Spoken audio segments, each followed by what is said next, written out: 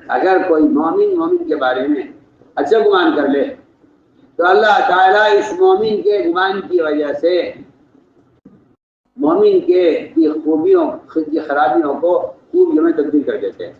میں آپ کو واقعہ عرض کرتا ہوں۔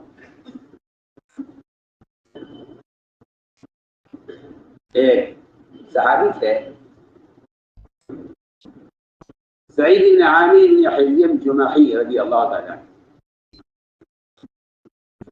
سعید بن عامر ابن حزی الجمحی یہ ایک صحابی تھے، ان کو عمر رضی اللہ تعالیٰ عنہ نے ملک شام پر امیر بنایا۔ دیکھیے ایک سنت تھی اور ایک معمول تھا آپ صلی اللہ علیہ وسلم کا بھی، آقابات خلفاء راشدین کا بھی،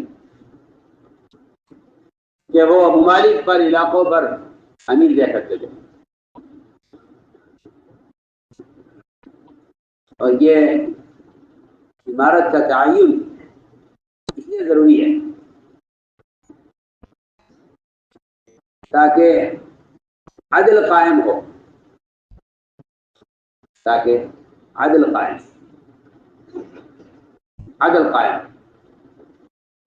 جمہوریت جو نظام ہے، جمہوری نظام، یہ ظلم کا نظام ہے، یہ عدل کا نظام نہیں ہے، یہ عدل کا نظام نہیں ہے۔ جی ہاں، جہاں جج بدلتے ہیں وہاں ظالم سے وکیل کہتا ہے کہ آپ اس مہینے اپنا مقدمہ پیش مت کرنا، اس لیے کہ جج وہ دوسرے خیال کا ہے۔ جی ہاں، جب ہمارا جج آئے گا آپ اس وقت مقدمہ پیش کرنا تو میں آپ کو جتوا دوں گا۔ آپ سنیے، آپ یہ وکیل ظالم سے کہتا ہے، ہم آپ سے بہت بنیادی بات کریں، یہ ظلم کا نظام، یہ ظلم کا نظام ہے۔ اگر آپ کو ظالم کی مدد کرنی ہے اور اپنی خواہش پوری کرنی ہے تو ظالم کی مدد کا اور خواہش کے پورا کرنے کا راستہ یہی ہے کہ جب ہمارے مطلب کا جج ہوگا تب ہم مقدمہ پیش کریں گے۔ سوچ لیا، یہ بعض عدالتوں میں وکلا کیوں نہیں آتے؟ ہاں، یہ تو آپ کو بالکل بے تکلف بات ہے۔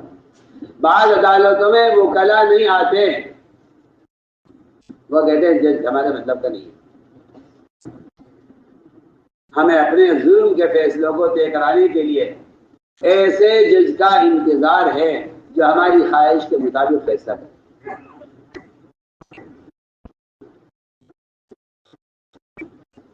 اسلام میں ایسے نظام کا کوئی تصور نہیں،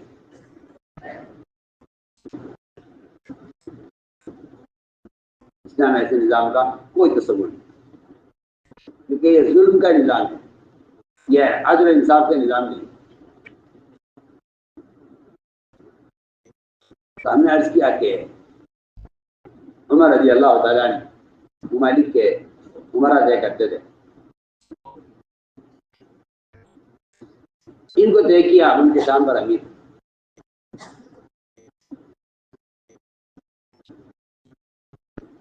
رعایا نے شکایتیں کی اور بالکل صحیح بات ہے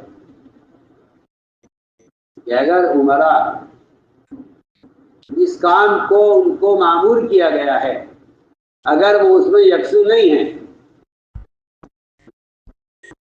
تو وہ اپنے اقتدار اور اپنے اختیار سے ان کاموں کو انجام دیں گے جو کام ان کے کرنے کے نہیں ہیں۔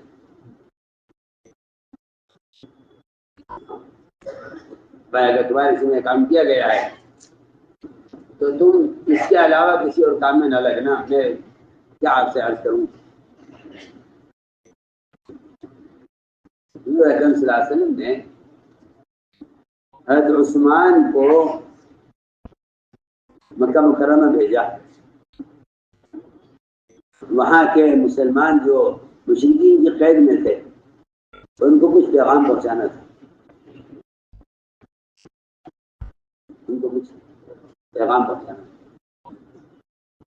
پہلے عمر کو طے کیا، عمر تم جاؤ اور کچھ پیغام، اور عمر چلی آدمی تھے حضرت عمر نے کہا اللہ آپ کا حکم میں چلے جاتا ہوں، لیکن میری رائے یہ ہے کہ میرا تو وہاں کوئی رشتہ دار ایسا رہا نہیں ہے جو مجھے وہاں امن دے، بہتر یہ ہے کہ عثمان کو بھیجیے، عثمان کے وہاں رشتہ دار ہیں،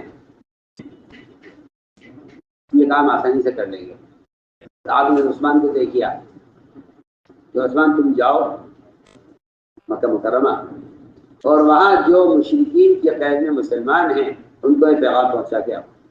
عثمان وہاں پہنچے، ان کے چچا کے بیٹے نے ان کو امان دی اور یہ کہا کہ آؤ میں تمہیں امان دیتا ہوں اور تم چلو بیت اللہ میں اور طواف کرو اور میری ذمہ داری ہے، تمہیں کوئی ہاتھ نہیں لگائے گا۔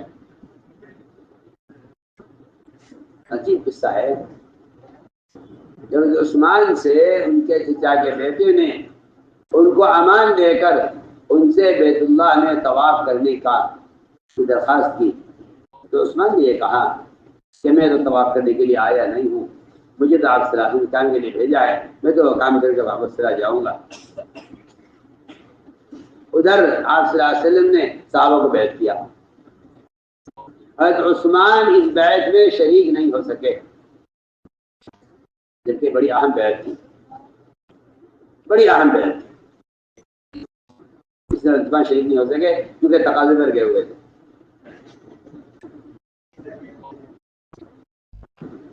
آپ صلی اللہ علیہ وسلم نے حضرت عثمان کو غائبانہ بیعت کیا، آپ نے اپنے ہاتھ کو حضرت عثمان کا ہاتھ بنایا اور اپنے دوسرے ہاتھ کو اپنا ہاتھ بنایا، اپنا ہاتھ اپنے ہاتھ پر رکھ کر آپ نے اپنا ہاتھ پکڑا اور حضرت عثمان کو آپ نے بیعت کیا کہ یہ ہاتھ عثمان کا ہے، یہ ہاتھ میرا۔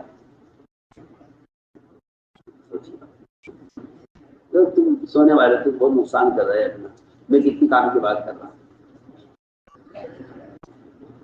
حضرت عثمان کو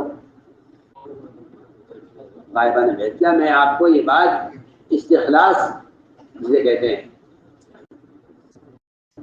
سب بات کہ آدمی کو اس کام کی ذمہ داری اٹھانے میں بہت سے جائز کام بھی چھوڑ دینے پڑیں گے۔ یہ نہیں کہ ہم تو یہ بھی کرتے یہ بھی کرتے، ٹھیک ہے۔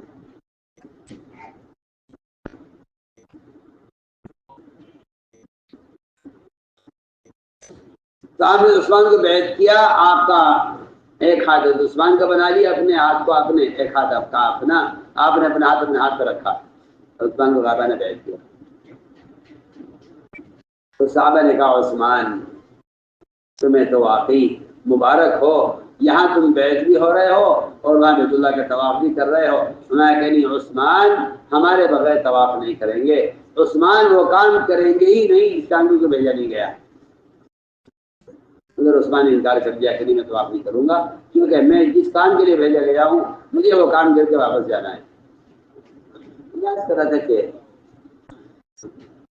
استخلاص، اللہ اکبر، صحابہ کے استخلاص کے بڑے امتحان ہوئے، بڑے سخت امتحان ہوئے، صحابہ کے استخلاص کے بڑے سخت امتحان ہوئے۔ وہ 3 صحابہ جو تبوک میں جانے سے رہ گئے تھے،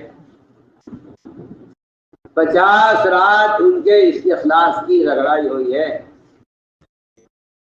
دنیا میں کیا کہہ رہا ہوں، 50 رات ان کے استخلاص کی رگڑائی ہوئی، 50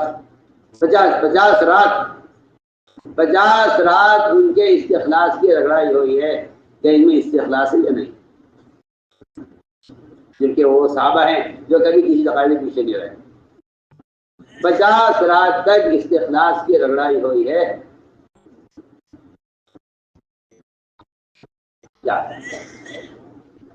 سب سے بائیکاٹ کروا کے اور ان سے کلام سلام بند کرا کے اور پورے مدینے میں ان کو اچھوت اور نکو بنا کے اور سارے مدینے کو ان سے ناراض کر کے ان کے استخلاص کا امتحان ہو رہا ہے کہ دیکھنا یہ ہے کہ اگر ان کا ساتھ یہ سب کچھ معاملہ ہو کہ ہاں ان کی بیوی کو الگ کر دیا جائے ان سے اور کوئی ان کے سلام کا جواب نہ دے اور ان کا مکمل بائیکاٹ کیا جائے، ہم ان کو رگڑ کر دیکھنا چاہتے ہیں کہ ان میں استخلاص کتنا ہے. ان کا استخلاص کیا تھا؟ اللہ اکبر. ان کا استخلاص یہ تھا کہ ان حالات میں بادشاہ غسان کی طرف سے آنے والے خط کو تنور میں جلا کر بتلایا کہ ہمیں استخلاص اتنا ہے کہ اگر ہم آپس میں کتنا بھی اختلاف کر لیں لیکن ہم مدینہ چھوڑ کر کہیں چلے جائیں اور مرکزی مقام کو چھوڑ کے یہ نہیں ہو سکتا. چاہے جان چلی جائے، عزت چلی جائے، سارا مدینہ بائیکاٹ ہمارا کر لیں لیکن ہم مدینہ چھوڑ دیں گے. اس بات پر کہ ہمارے اپنے ہم سے اختلاف کر لیا ہے اور دوسرے ہمیں بلا رہے ہیں، کیا یہ کام چھوڑ کے چلے جائیں گے؟ آپ کا مرکزی مقام سے کیا تعلق ہے، اس کی جانچ کے لیے میں بہت کام کی بات آپ سے کر رہا ہوں. اس کی جانچ کے لیے 50 رات ان کا کے ساتھ وہ حالات پیش آئے ہیں کہ کوئی برداشت نہیں کر سکتا. اس میں دیکھیے غسان بادشاہ کا خط آیا، جی ہم نے تمہارے ساتھ زیادتی کی ہے، تمہیں ذلیل کر دیا ہے، تو ہمارے پاس آ جاؤ، ہم تمہیں عہدہ بھی دیں گے، مال بھی دیں گے، عزت بھی دیں گے. اس کا غسان بادشاہ کا خط لانے والے کے سامنے تنور میں جلا کر اس کے خط کی اہانت کی ہے اور اس کی دعوت کی توہین کی ہے اور دوبارہ پڑھنے کا خیال نہ آئے اس لیے اس کو جلایا بھی ہے. اسے کہتے ہیں استخلاص. اس کو کہتے ہیں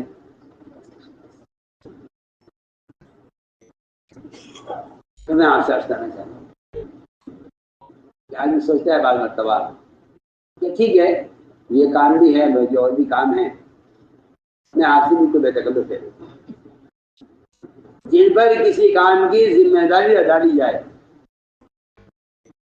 ان کو ہر اختلافی کام سے، ہر اختلافی چیز سے اپنے آپ کو پوری طرح یکسو کر لینا چاہیے.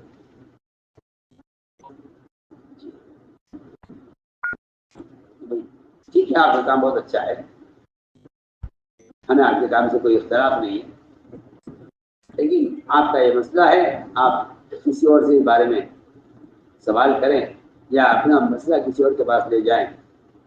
وجہ اس کی یہ ہے کہ بعض ایسی اختلافی اور سیاسی چیزیں ہوتی ہیں جو اپنی ذات کے اعتبار سے جائز ہیں لیکن اس کام کے مزاج سے نہیں ملتی تو آپ کو انہیں چھوڑ دینا پڑے گا.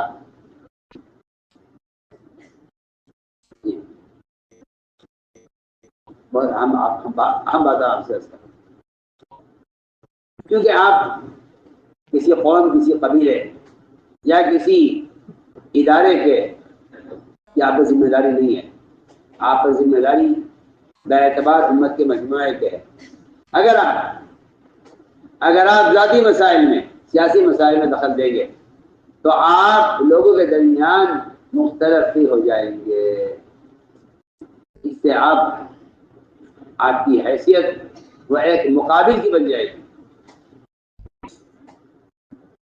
دیکھیے میں آسان الفاظ میں عرض کرتا ہوں سمجھانے کے لیے کہ داعی کو غیر جانبدار رہنا چاہیے. داعی